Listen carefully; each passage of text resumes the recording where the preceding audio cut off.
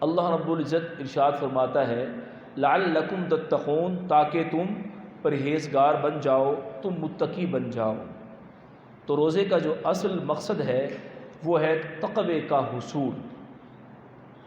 ہمارے آقا صلی اللہ علیہ وآلہ وبارک وسلم نے رمضان کے بارے میں کیا ارشاد فرمایا کہ رمضان کا وہ مہینہ ہے، ارشاد فرمایا من لم یدع قول الزور والعمل به فلیس للہ حاجۃ فی ان یدع طعامہ وشرابہ، یعنی جس نے روزہ رکھنے کے باوجود جھوٹ اور اس پر عمل نہیں چھوڑا، رب تعالیٰ کو اس کے بھوکے پیاسے رہنے کی کوئی حاجت نہیں ہے۔ بھوکا رہے پیاسا رہے، اللہ تبارک و تعالیٰ کو پھر اس روزے کی کچھ حاجت نہیں ہے، وہ تو صرف ایک بھوکا رہنا ہے یا پیاسا رہنا ہے۔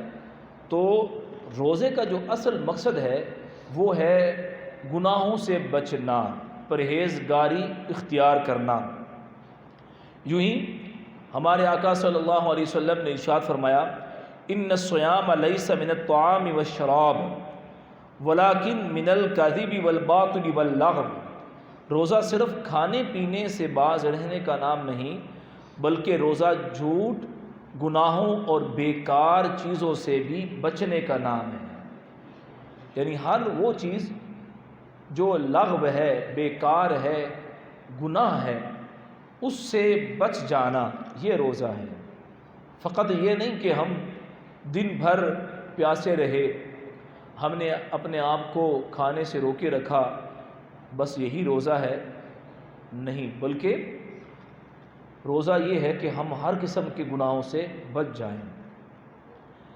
اسی طرح سیدنا جابر بن عبداللہ رضی اللہ تعالی عنہ سے روایت ہے کہ اذا صمت، جب تم روزہ رکھو، فلیصم سمعک، تو اپنے کان، و بصرک، اور اپنی آنکھ، ولسانک، اور اپنی زبان کو جھوٹ، ولسانک عن الکذب والمحارم، اپنی زبان کو جھوٹ اور دیگر تمام گناہوں سے روکے رکھو۔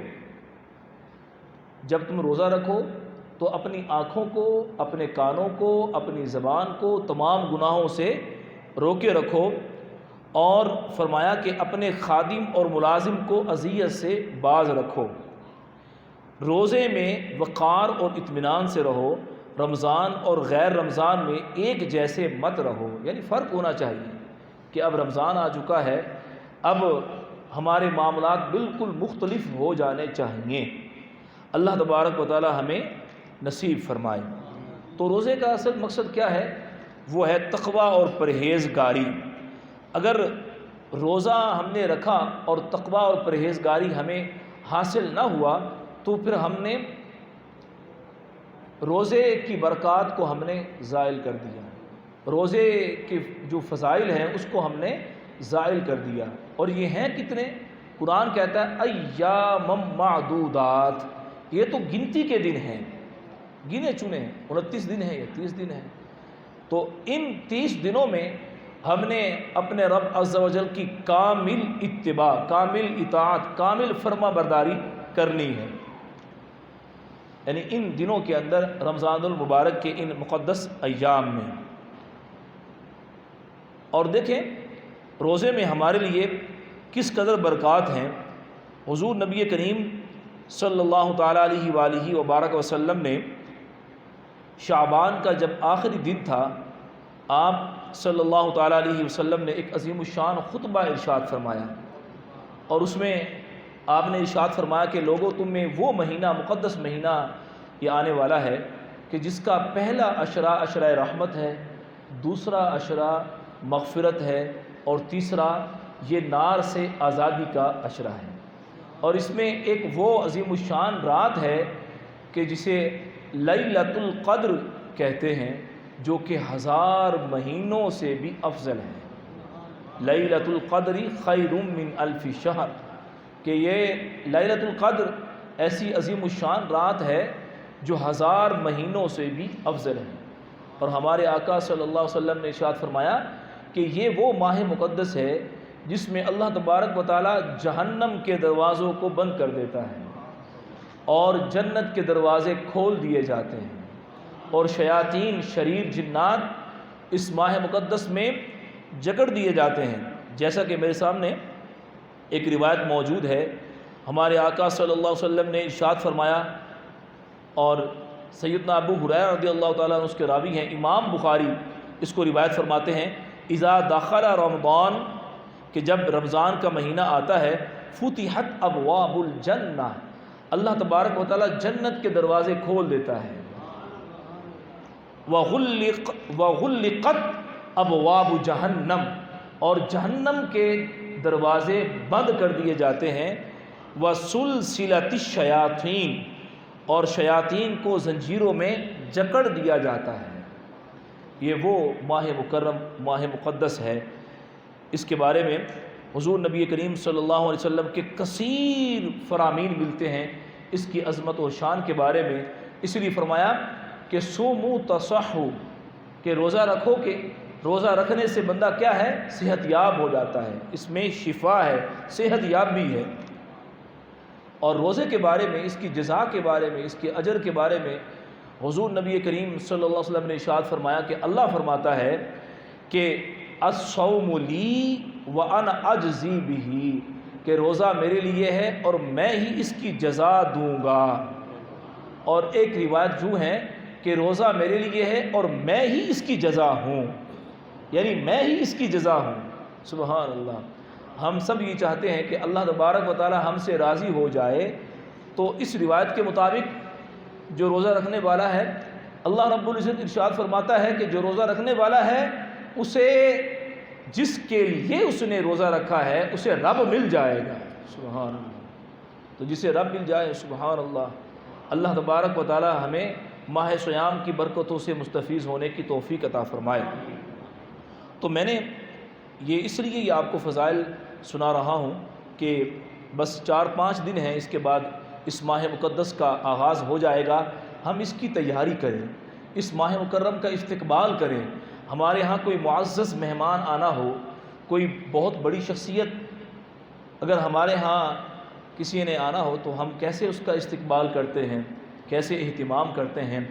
تو رمضان تو شخصیت نہیں ہے، رمضان تو یہ مقدس مہینہ ہے، اللہ کا مہینہ ہے، اور اس کا استقبال کیا ہے؟ اس کا استقبال کیا ہے کہ ہم اپنے آپ کو روحانی لحاظ سے اس کے لیے تیار کریں، ہم اپنے آپ کو عبادت کے لیے ہم تیار کریں، ہم کمر بستہ ہو جائیں کہ ہم نے اس ماہ مکرم کے روزے رکھنے ہیں، ہم نے اس ماہ مکرم میں سحری کے لیے جلدی اٹھنا ہے، ہم نے سحری کرنی ہے، اس ماہ مکرم میں ہم نے افطار کا اہتمام کرنا ہے، اور اس ماہ مقدس کی راتوں میں ہم نے قیام اللیل یعنی نماز تراویح ادا کرنی ہے، اور دن میں ہم نے روزہ بھی رکھنا ہے اور تلاوت قرآن پاک بھی کرنی ہے، اور اس کے ساتھ ساتھ ہم نے دیگر اوراد و وظائف، تسبیح و تحلیل کا بھی اہتمام کرنا ہے، اور ساتھ ہم نے رمضان المبارک میں صدقہ و خیرات بھی کرنا ہے، اور اپنے مسلمان بھائیوں کی دل جوئی بھی کرنی ہے،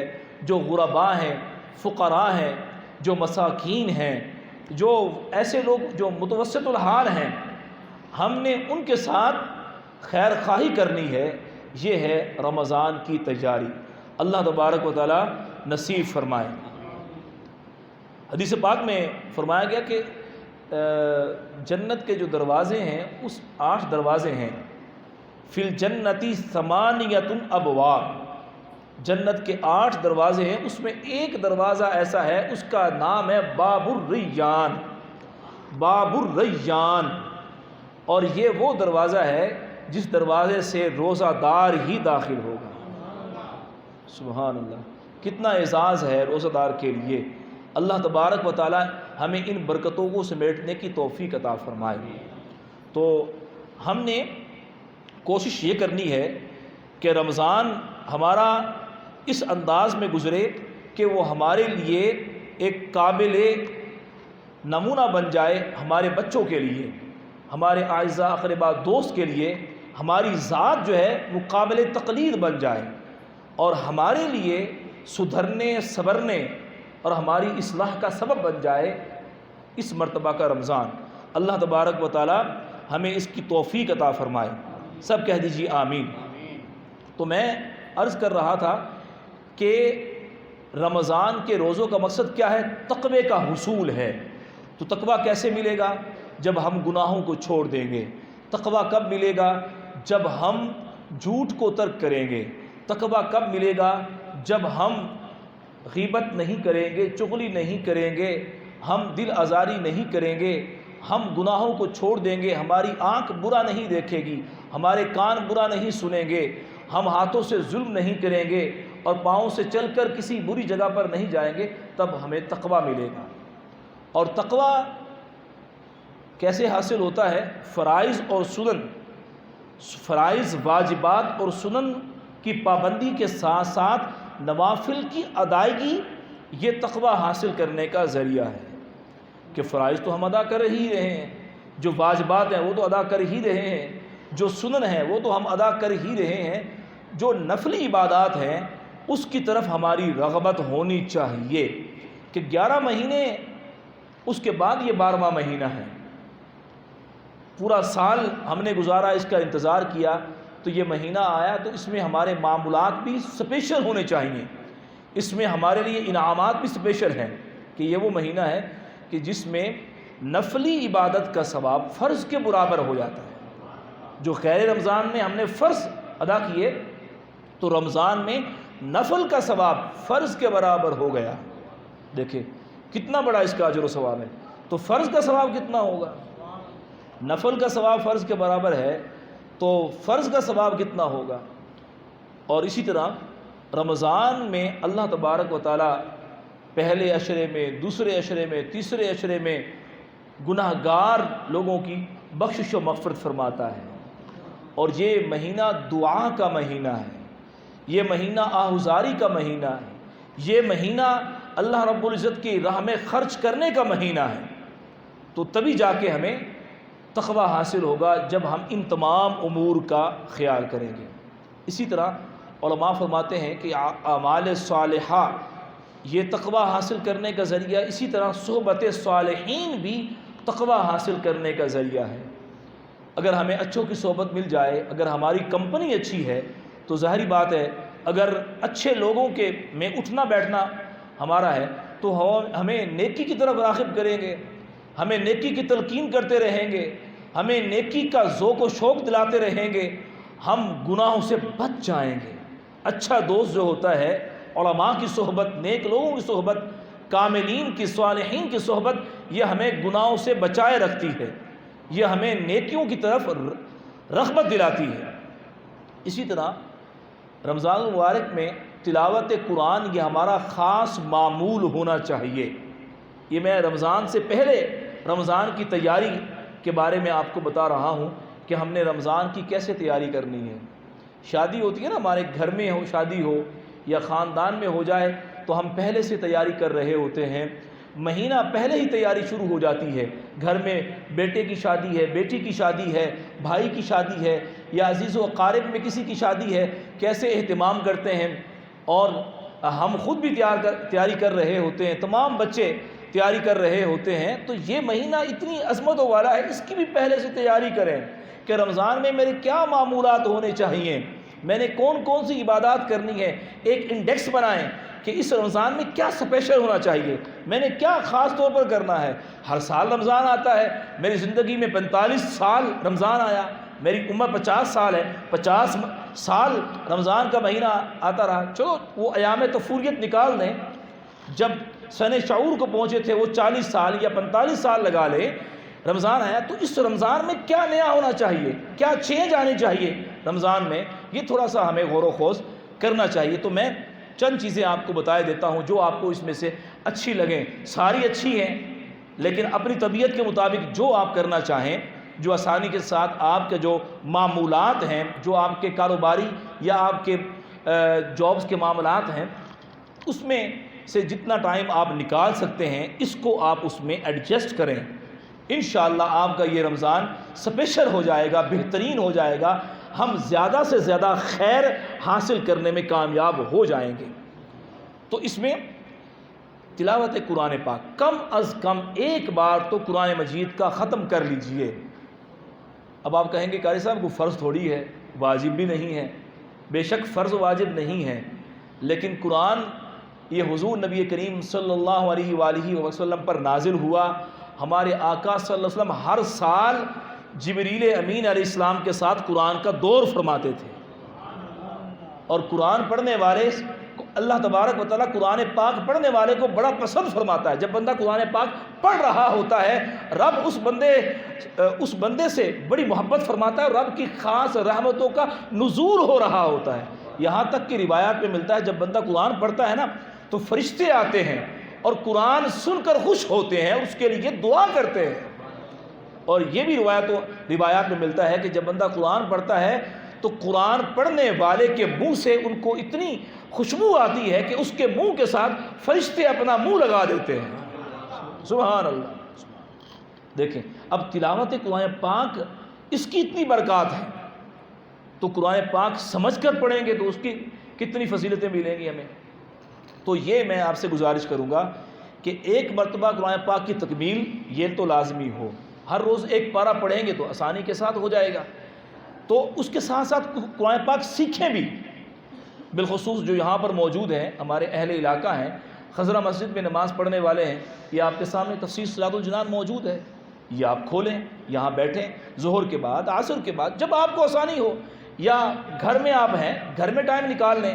اور اس کی ایپ بھی ہے صلاۃ الجنان کی، آپ پلے اسٹور سے اس کو ڈاؤن لوڈ کر سکتے ہیں، اور جہاں آپ بیٹھے ہوئے بڑی آسانی کے ساتھ۔ اب آپ سوچیں کہ میں اس رمضان میں نے سورہ البقرہ اس کو تفسیر کے ساتھ پڑھنا ہے جی، یہ سورہ المائدہ ہے۔ سورہ مائدہ یہ وہ صورت ہے جس میں سب سے زیادہ یا ایھا الذین آمنوا والی آیات ہیں۔ اب اس کے سبجیکٹ بڑے اہم ہیں، بڑے اہم ٹاپکس ہیں، حلال و حرام کے مسائل اس کے اندر ہیں۔ یہ ذہن بنا لیجئے کہ اس مرتبہ رمضان میں سورۃ المائدہ میں سیکھوں گا، کوئی مشکل نہیں ہے، آپ خود بیٹھیں دیکھیں، اس کو پڑھتے جائیں، اور جو چیز آپ کو اچھی لگے اس کو نشانات لگاتے جائیں اور اس کو بار بار رپیٹ کریں۔ انشاءاللہ اللہ تبارک و تعالیٰ قرآن کا فہم، قرآن کا نور آپ کو عطا فرمائے۔ اسی طرح سورہ نور ہے، آپ گھر والوں بچیوں سے کہیں کہ اس مرتبہ آپ نے سورہ نور پوری مکمل کرنی ہے، آپ نے ان کو آپ یہ بتائیں۔ سورہ نساء آپ پڑھیں، اسی طرح سورہ یاسین شریف یہ تفسیر کے ساتھ پڑھ سکتے ہیں، سورہ رحمان ہے، سورہ واقعہ ہے، سورہ ملک ہے، یا آخری پارہ مکمل آپ پڑھیں۔ آپ دیکھیے گا آپ پورا پارہ اول سے لے کر آخر تک 30واں پارہ آپ ترجمہ و تفسیر کے ساتھ پڑھیں، آپ کو آخرت کی فکر نصیب ہوگی انشاءاللہ۔ دل کے اندر اللہ رب العزت کی معرفت پیدا ہوگی، جگہ جگہ آپ کو آخرت کا بیان، جنت کا بیان، دوزخ کا بیان، اور دنیا کی بے ثباتی کا ذکر ہے۔ اللہ تبارک و تعالیٰ نصیب فرمائے۔ اور اہم چیز جو ہے رمضان کے حوالے سے جو بتانا چاہوں گا میں، وہ یہ ہے کہ سوشل میڈیا سے آپ بچیں، ٹی وی وغیرہ سے بچیں، جتنا ہو سکے موبائل سے اوائڈ کریں۔ اگر آپ روزے کی روحانیت حاصل کرنا چاہتے ہیں تو ان چیزوں کو دور کر دیں آپ، پھر دیکھیے گا آپ کو کتنا ذوق ملے گا۔ اسی طرح اوزاد و وظائف جو احادیث مبارکہ کے اندر بیان کیے گئے ہیں، آپ ان کو اپنے معمولات کے اندر شامل کریں، اور غریبوں پہ بالخصوص آپ خرچ کریں۔ انشاءاللہ اس کی برکات آپ کو بہت ملیں گی۔ جو خصوصی بات آج کے اس بیان میں جو میں نے آخر میں کہی ہے کہ آپ تفسیر القرآن ضرور اس مرتبہ فوکس کریں کہ اس مرتبہ میں نے سورۃ المائدہ یا سورۃ النساء یا سورہ بنی اسرائیل یا سورہ نور، کوئی سے بھی آپ انتخاب کر لیں، سورہ کہف ہے، سورہ یوسف ہے، ابھی ہفتہ وار درس قرآن کے اندر سورہ یوسف ہم نے مکمل کی ہے، سورہ یوسف پڑھ کے دیکھیں۔ انشاءاللہ جگہ جگہ آپ کے لیے ایسی بہترین چیزیں ہیں، آپ قرآن پاک پڑھیں گے انشاءاللہ اس کی برکات ملیں گی۔ دعا ہے اللہ رب العزت اس ماہ سیام کے برکت سے ہماری بخشش فرما دے، ہمارے بیماروں کو شفا عطا فرمائے۔ اللہ رب العزت ہمیں کرونا وائرس سے محفوظ رکھے۔ اللہ رب العزت ہمارے جتنے بھی عزیز و قارب اس دار فانی سے رخصت ہو گئے، یا رب اس ماہ مبارک کے صدقے سے ان کی بخشش و مغفرت فرما۔ یا اللہ عز و جل اس ماہ سیام کو ہمارے لیے سدھرنے کا باعث بنا دے۔ یا اللہ عز و جل ہمارا خاتمہ ایمان پر فرما، ساری امت مسلمہ کی خیر فرما، ہمارے کشمیری فلسطینی بھائیوں کی خیر فرما، ہمارے ملک پاکستان کو امن و سلامتی عطا فرما۔ یا اللہ عز و جل ہم پر اپنا خاص فضل و کرم فرما۔ رب اغفر وارحم وانت خیر الراحمین، آمین۔ وصلی اللہ تعالی علی خیر خلقہ محمد وعلی آلہ واصحابہ اجمعین برحمتک۔